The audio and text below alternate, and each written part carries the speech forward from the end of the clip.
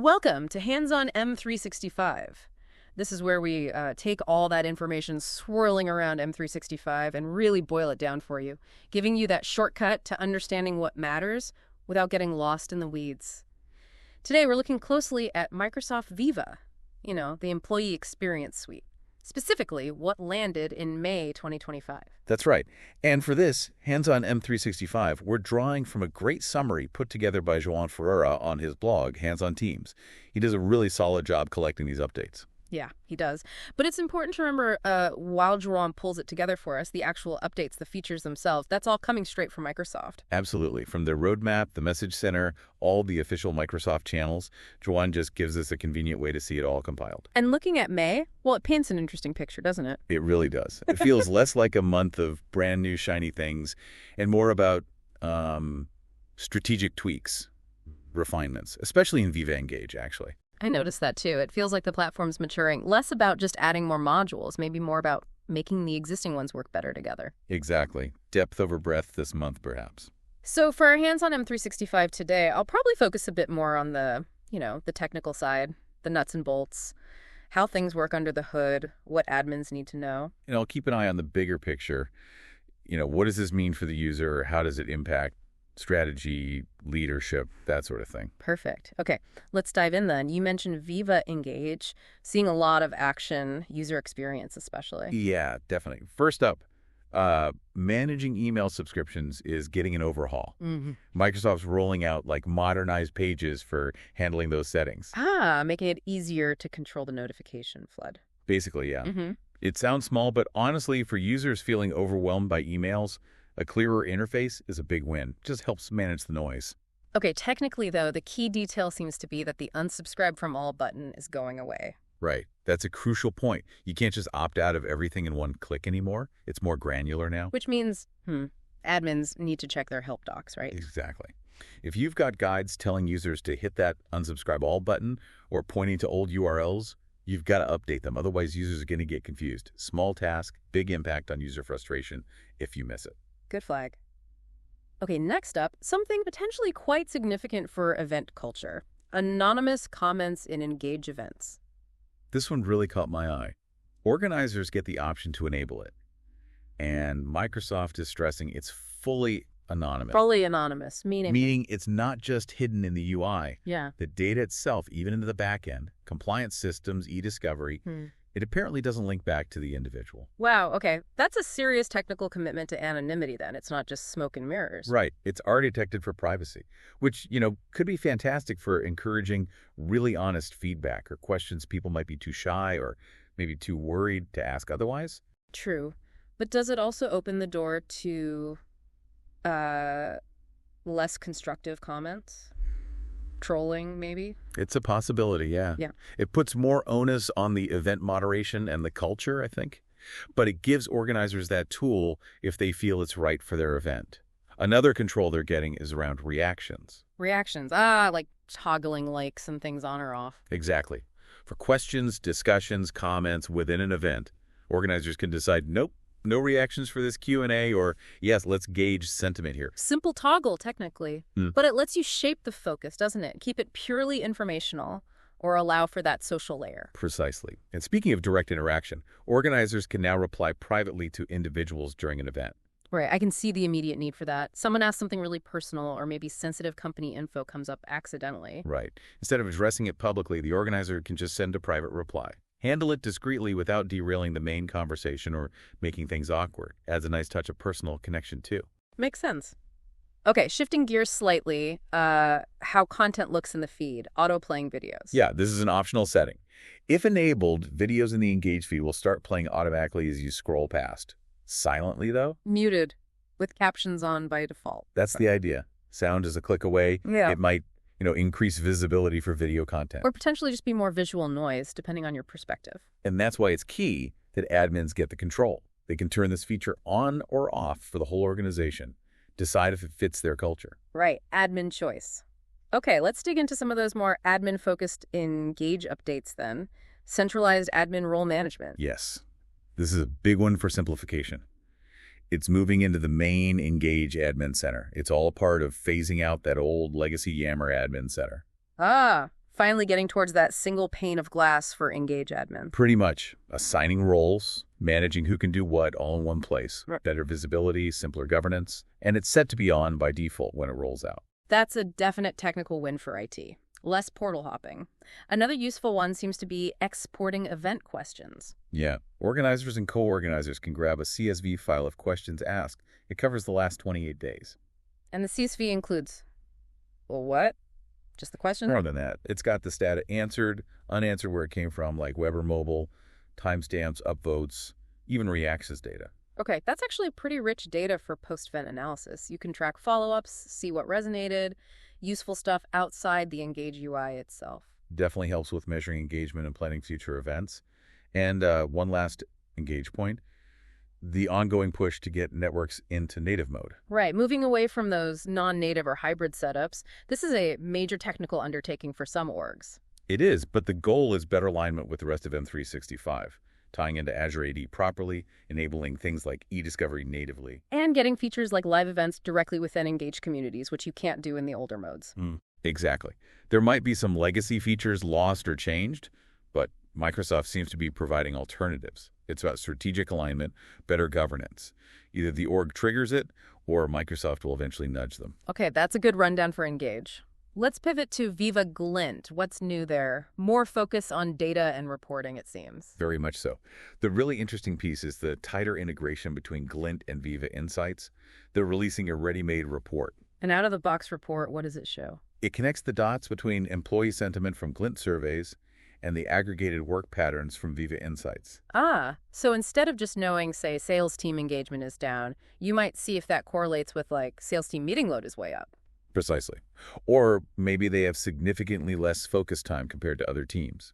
It helps HR and leaders explore potential drivers behind the sentiment scores, moving from what they feel to maybe why they feel it based on work patterns. That sounds strategically powerful. Getting beyond survey scores to actionable insights about work design, potentially, without needing a data scientist to connect the dots manually. Exactly.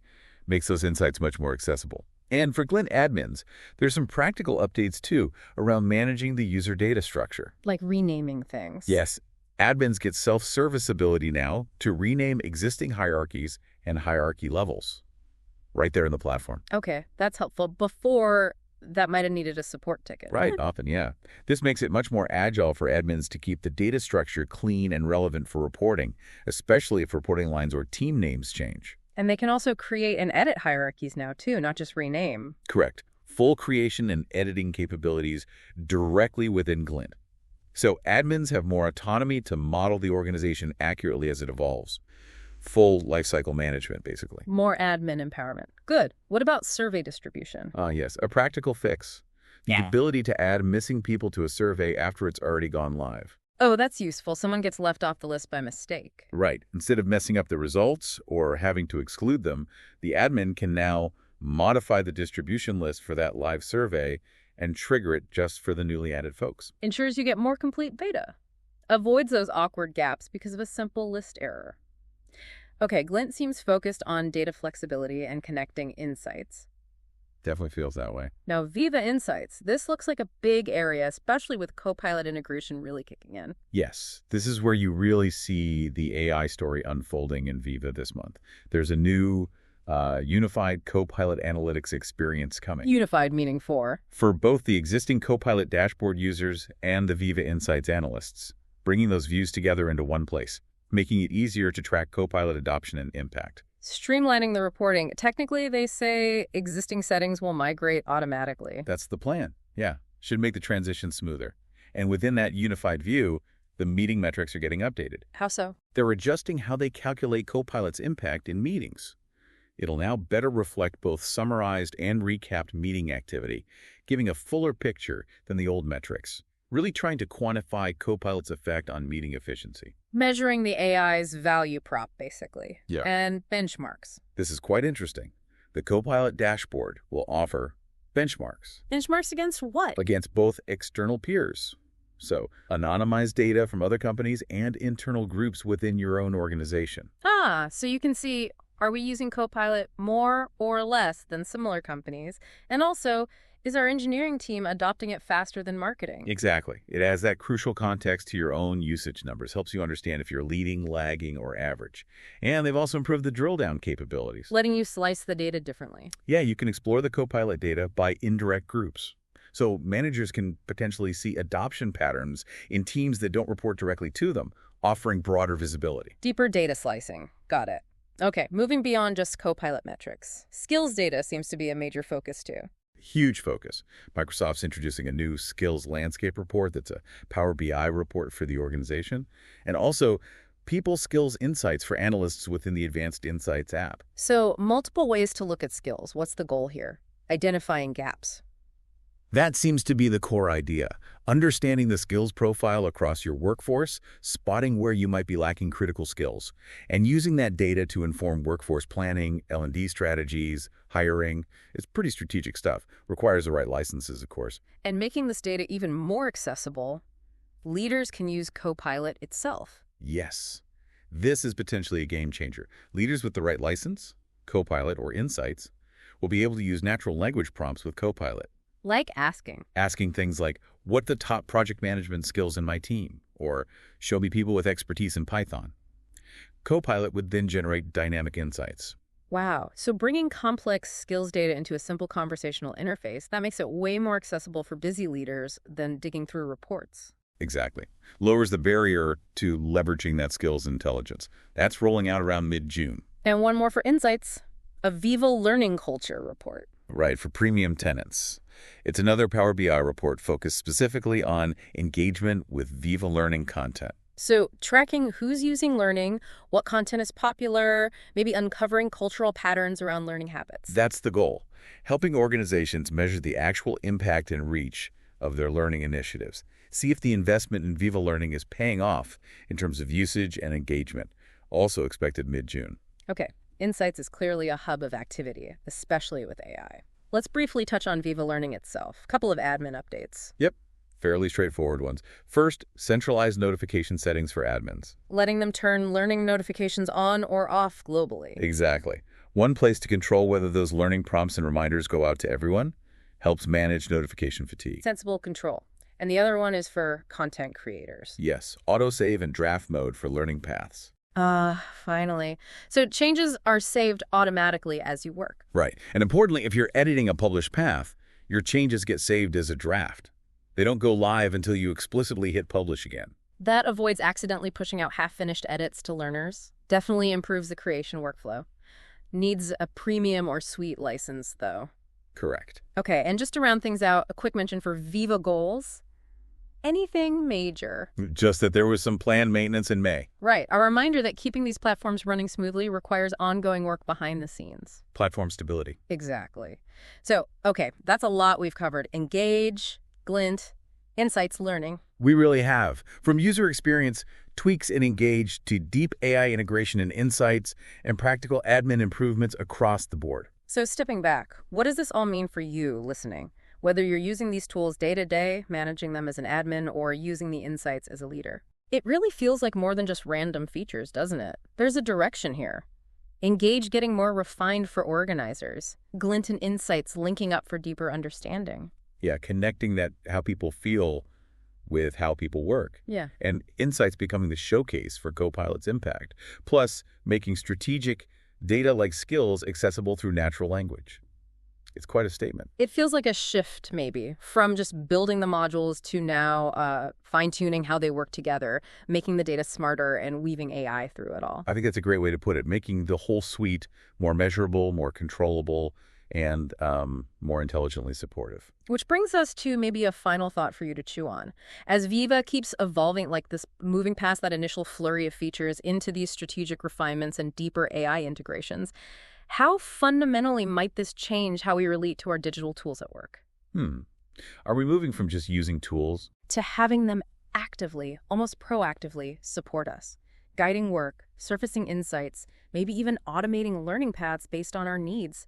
It feels like we're just scratching the surface of that potential shift. It's a fascinating question about the future of work, definitely. Well, that brings us to the end of this Hands on M365, looking at the Microsoft Viva updates from May 2025. We hit the highlights across Engage, Glint, Insights, and Learning. And remember, for daily updates on all things Microsoft 365, plus great tips and tricks for SharePoint, Teams, and more, you really should check out handsontech.net. Jerome Ferreira's site is top-notch. Absolutely essential resource. And to make sure you don't miss future Hands on M365 sessions like this one and all the other great content Juan puts out, definitely follow his blog and subscribe to or follow this podcast feed. Thanks so much for tuning in to this Hands on M365. We'll catch you on the next one.